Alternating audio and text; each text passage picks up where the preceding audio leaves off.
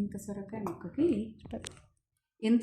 ముక్కకి ఇంత పెసరపప్పు తీసుకొని దీంట్లో కొన్ని వాటర్ పోసి కాసేపు నానబెట్టుకోవాలి. మనం సొరకాయ ముక్కలు కట్ చేసుకునేలోపు ఈ పెసరపప్పు నానిపోతుంది.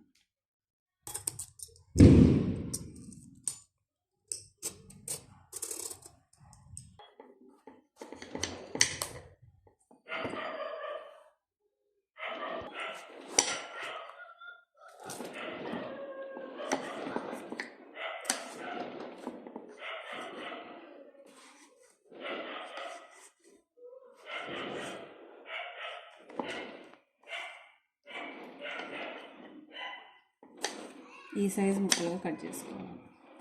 ఈ సైజు ముక్కలు అయితే సరిపోతుంది.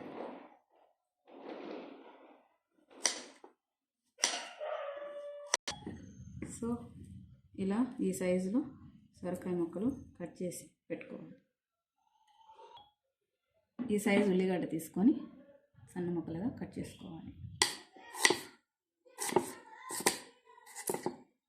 సన్న ముక్కలు కట్ చేసుకోవాలి. కూడా యూట్యూబ్ ఛానల్ చేసుకున్న తర్వాత ఒక స్పూన్ ఆయిల్ వేసుకోవాలి. సరిపోతుంది.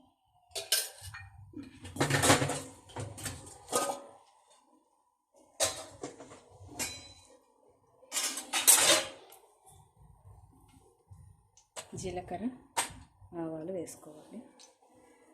కొద్దిగా ఆవాలు, కొద్దిగా జీలకర్ర,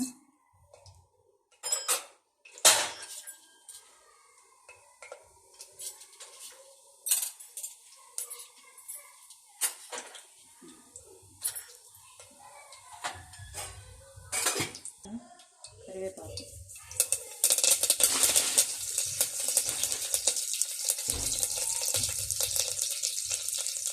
కొద్దిగా ఆనియన్స్ వేసేసుకోవాలి.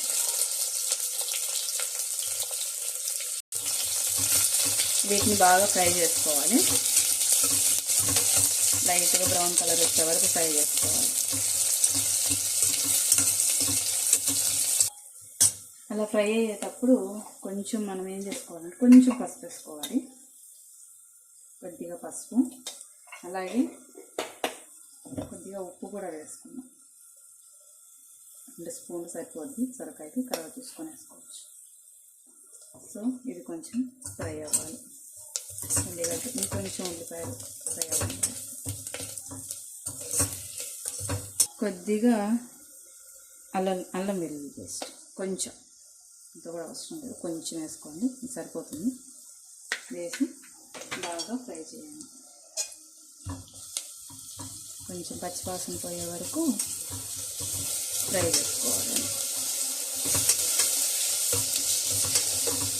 ఇలా ఫ్రై అవుతూ ఉన్నప్పుడు పచ్చివాసన పోయిన తర్వాత మనం ఇప్పుడు సొరకాయ ముక్కలు వేసేసుకోవాలి. సొరకాయ ముక్కలు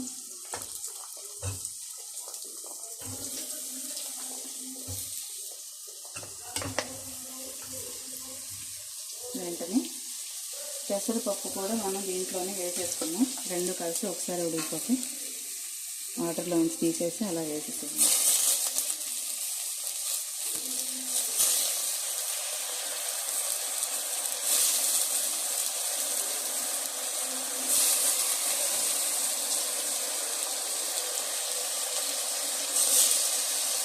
పెసరపప్పు వేసాక దీన్ని బాగా కలుపుకోవాలి. 2 నిమిషాలు బాగా కలవాలి. ఆల్రెడీ ఉప్పు వేసాం, లాస్ట్లో చూసుకొని వేస్తుంది. ఆ ఉప్పుకి ఇది మెత్తబడిపోయి కొంచెం సేపు నీరు బయటకు వచ్చేస్తాను. స్టవ్ సిమ్లో పెట్టుకొని ఒక 5 మినిట్స్ అప్పుడప్పుడు కలుపుకుంటూ మూత పెట్టుకోవాలి.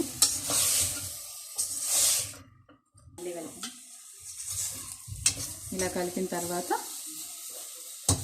విజిల్ పెట్టద్దు, జస్ట్ చేప అలా పెట్టేసుకొని వదిలేద్దాం. ఒక 5 మినిట్స్ సిమ్లో పెట్టి వాటర్ వచ్చే వరకు చూసుకుందాం.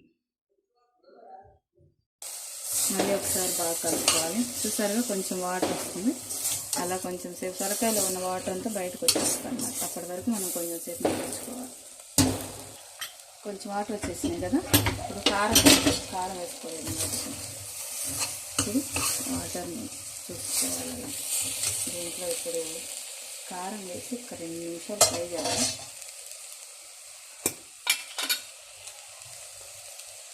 కొంచెం కారం వేసుకోవచ్చు. కొంచెం కారం ఎక్కువ ఉంటుంది కాబట్టి నేను కొంచెం వేస్తాను. నీకు తగ్గట్టుగా వేసుకోవాలి. దీన్ని బాగా కలుపుకోవాలి.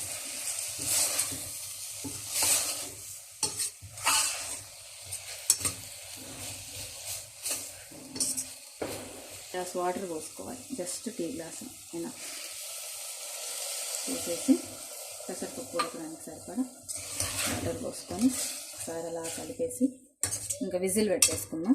ఒక విజిల్ వచ్చిన తర్వాత ఆపేద్దాం. చూసారుగా ఆయిల్ ఎలా తేలుతుంది. అబ్బబ్బా,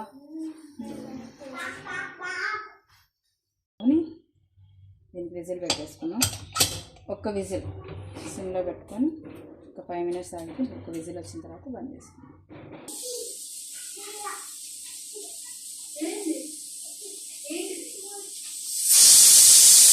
ఒక విజిల్ వచ్చేసింది కదా, స్టవ్ ఆఫ్ చేసేస్తుంది. చూసారుగా మెత్తగా ఉడికిపోయింది కదా. ఇప్పుడు మనం తీసుకొని బౌల్లో వేసేసుకుందాం. సొరకాయ కూర మొత్తం తీసుకొని మెత్తగా ఉడికిపోతుందండి. దేనికదే ఎక్కువ కలపకూడదు, పప్పుగానే ఉండవండి. చపాతీలో కానీ జొన్న రొట్టెకైతే ఇంక చెప్పక్కర్లేదు, ఆ టేస్టే వేరు. అసలు అంత టేస్టీగా ఉంటుంది జొన్న రొట్టెలోకి, చపాతీలోకి బాగుంటుంది. ఒకసారి ట్రై చేసి చూడండి. అండ్ ప్లీజ్ కామెంట్ ఎలా ఉందో చెప్పండి. చాలా సింపుల్ అండ్ టేస్టీ రెసిపీ సొరకాయ పెసరపప్పు కర్రీ. మీరు చేసుకొని నాకు కామెంట్ చేయండి. Thank you.